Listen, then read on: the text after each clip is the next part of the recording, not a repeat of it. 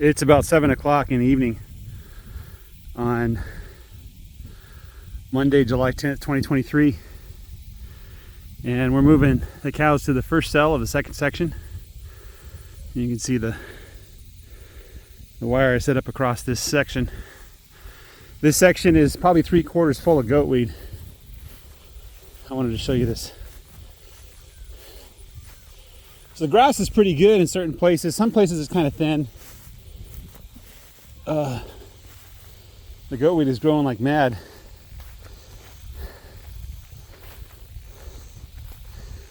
And where there's a lot of goatweed, it looks like the grass is having a hard time because the goatweed is creating shade. So you can kind of see in between the goatweed, there's just not a lot of grass. There's some down there, you can see some, not much though.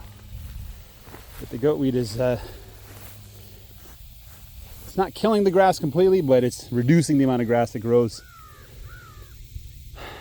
So this is a section of the field that I am very sure last year when I mowed the goatweed down, there was not a lot of goatweed here, if any.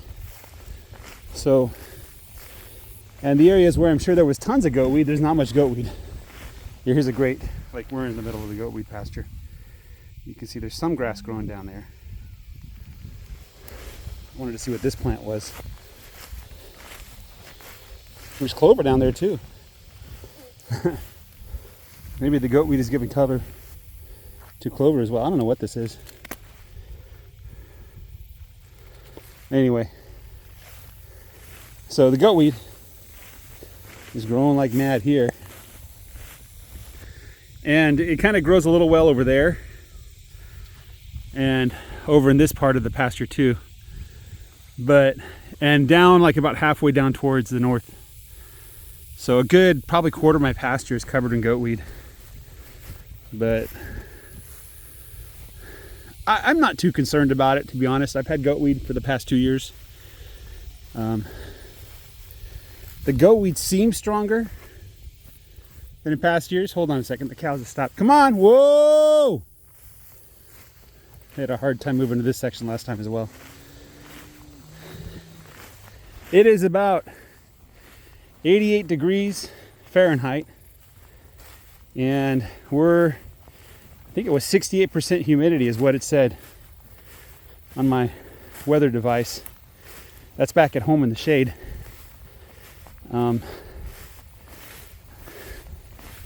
It's hot. It's the humidity that's killing me right now. If it was 10% lower humidity, I would be fine. But it's not. So the sun is really beating on me. And cows don't want to come out of the shade. And I can't exactly blame them. And maybe I should leave this section open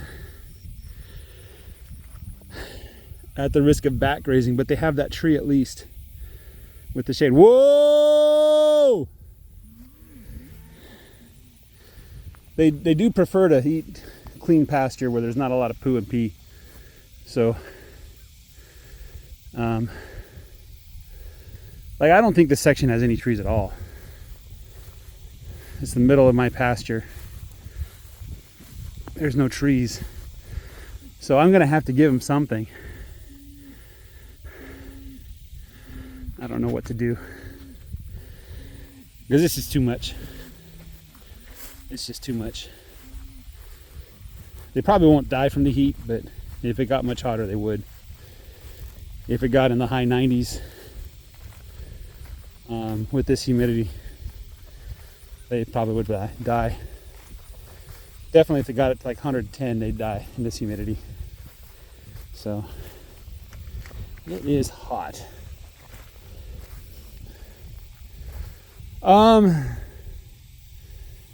I wanted to share some advice, give kind of a brief history of what I did. When I was a senior in high school, that's when I decided to double down and really study. I was taking calculus, and what I did is I did not only the assigned homework, but all the other homework problems too. And I would double check each problem, make sure they were right. Of course, I liked math, and calculus was interesting to me. Here's a post here. Looks like melted into the ground. So we can get it out. My point being that I chose in my senior year in high school that I was going to study hard. And I can't really say I sacrificed much. I didn't have much of a social life. You know, one of the reasons why I didn't do any drugs as a kid was nobody ever offered me any. But if they did, I'd probably say no. And the social pressure just wasn't that great for me. It just, you know, I was marching to the beat of my own drummer. And I still do, to a large degree. Then I went to college and I studied my butt off. I really did. Got a 4-year degree. Halfway through college, I served a mission, a 2-year mission for my church in Korea. I got married in college.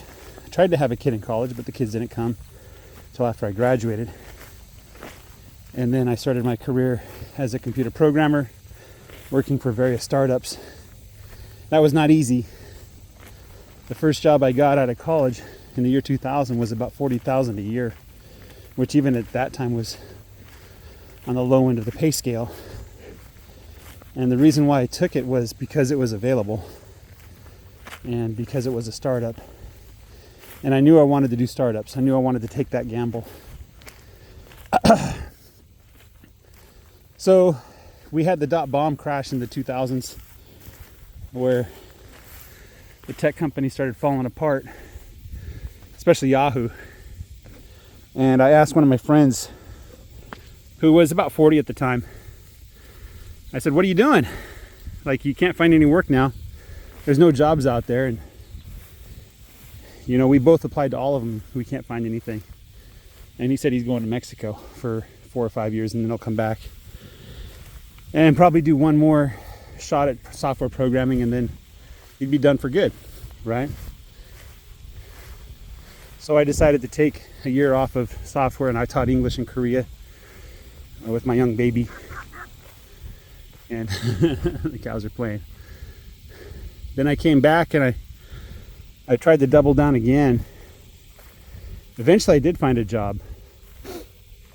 And then I got a job at Amazon where I think I did pretty well at it, but I was grossly underpaid for the amount of work I was doing.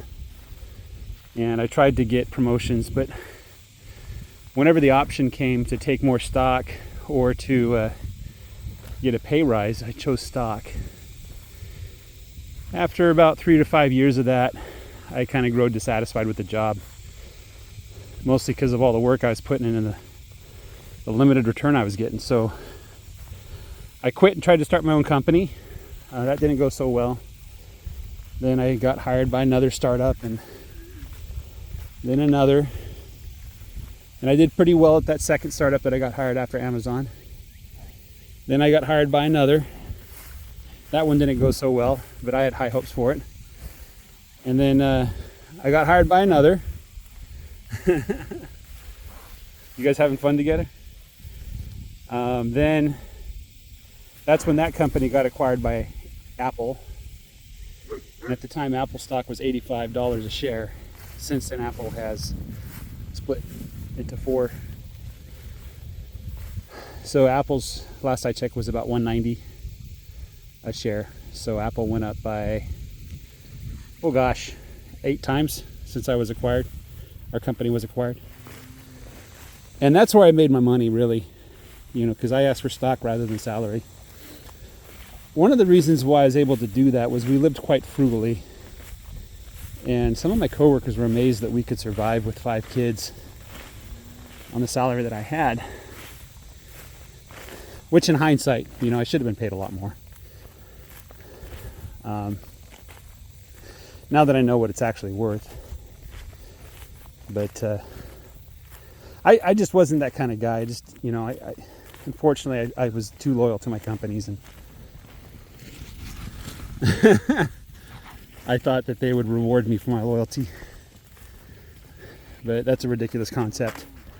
It may have been true in one time in our history, but it's not true now.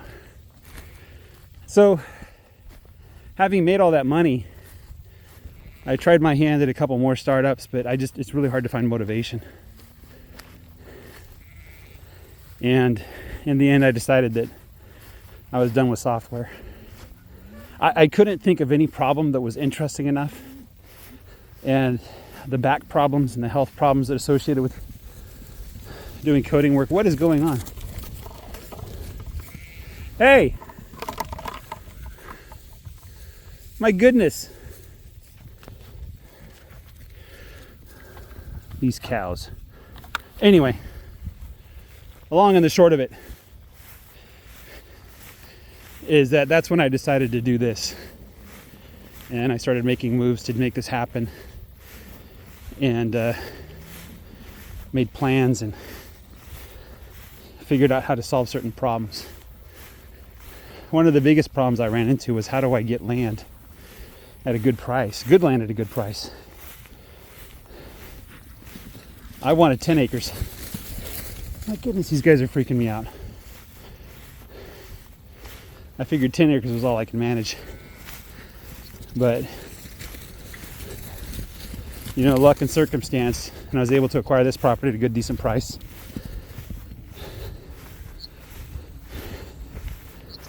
And since then, I've been working on it. I've invested a lot of money in this land, a lot of time and energy.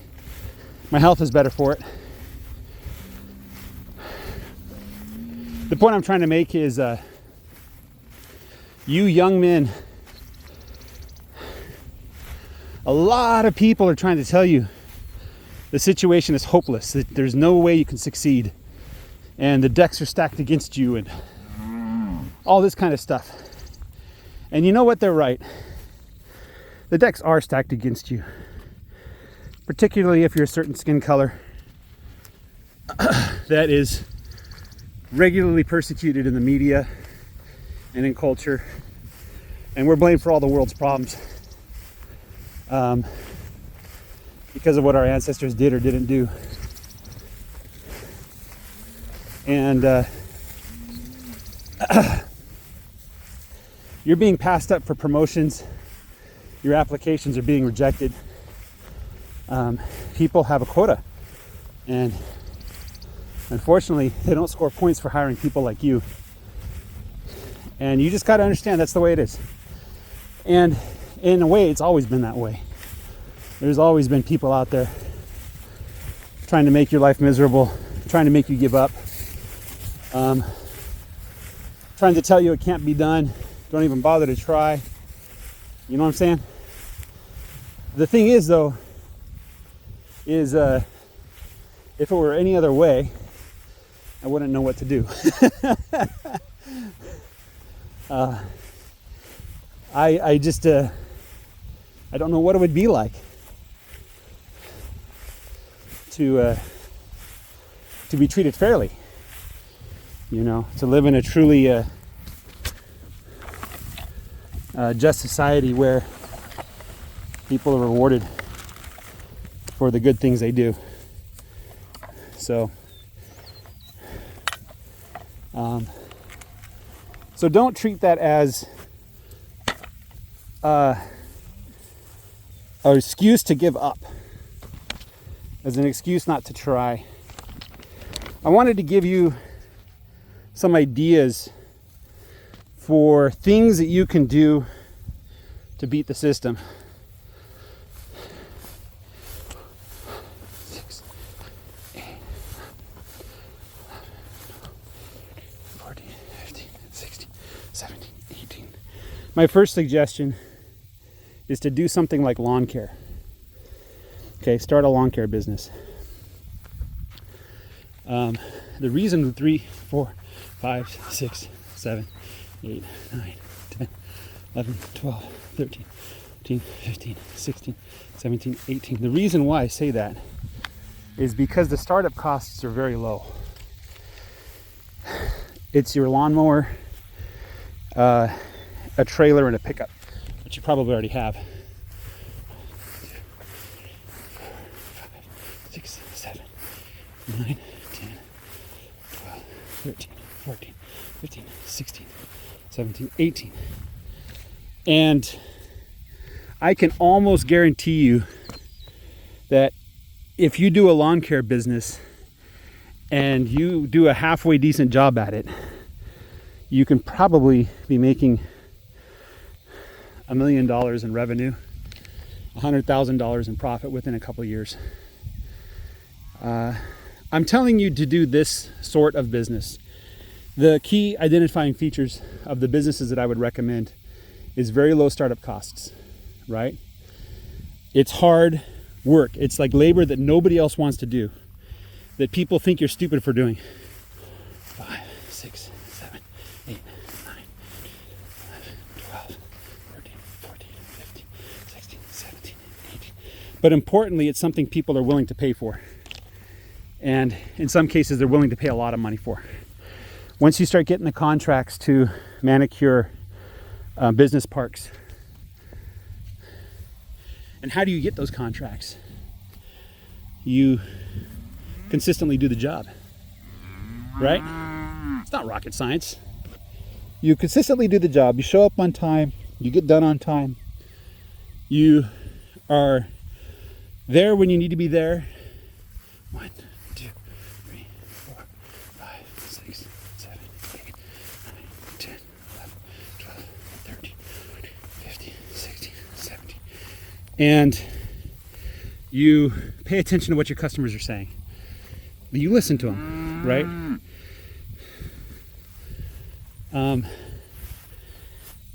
There are a number of pitfalls with these sorts of businesses. One of them is the chemicals that might be involved. Those chemicals are not good for you. And I imagine the people that are bidding out these projects know that those chemicals aren't good for you. And if you could somehow figure out a way, which isn't very hard, to manage people's property and manicure it without using chemicals, you'd be all the more valuable, and they would be all the more appreciative and probably willing to pay you more for it. How do you run a business? It's the easiest thing in the world. You've been doing it since you were a kid. It really isn't that hard. You find something that you're willing to do that someone else is willing to pay for. You do that thing and you get paid for it. The finding people, they call that marketing. The actually getting them to pay you and say, yes, please come and do this thing for me, that's called sales. And there's a million people out there, they want to sell you something in order to help your marketing and sales. But the best marketing and sales is completely free. Word of mouth is always going to be the best marketing, right? You should say this until you're blue in the face. If you appreciate the work I've done, tell your friends and neighbors about it. The sales, closing the sale, it's pretty easy. You do your research, know what people are paying for the service or product that you provide, and charge them a fair price. If you play with the prices too much, people kind of get upset about that. At the same token, people know you need to get paid, right? And if your costs are rising, you raise your prices. You tell them, hey, the costs are rising, so I have to raise my prices, otherwise I can't do this anymore. Most importantly is taking charge of your own destiny. Having 100 bosses, 100 small bosses rather than one big boss. If one of those bosses just isn't working out for you, you can let him go and find another one, right? And they know it. And so you're in control. If you want 200 bosses or 50 bosses or whatever it is you want, that's up to you. If you want to make $100,000 in a year or $1 million in a year, that's up to you. Obviously, you'd have to do 10 times as much work to make $1 million than you would $100,000, right? So it's a question of how much you're willing to put in. And I think that despite the fact that everything is arrayed against you, and society and the economy and whatever else is in a bad state right now, those are excuses. Those are just reasons why people don't even try. And the people who don't even try, they never succeed, right? Don't allow them to tell you that you're not going to succeed. And most importantly, I think this is important to really understand. People who haven't succeeded have no right to tell you how to succeed, right? In the startup world, there's so many people that think they know how to run a startup company, how to make money, right?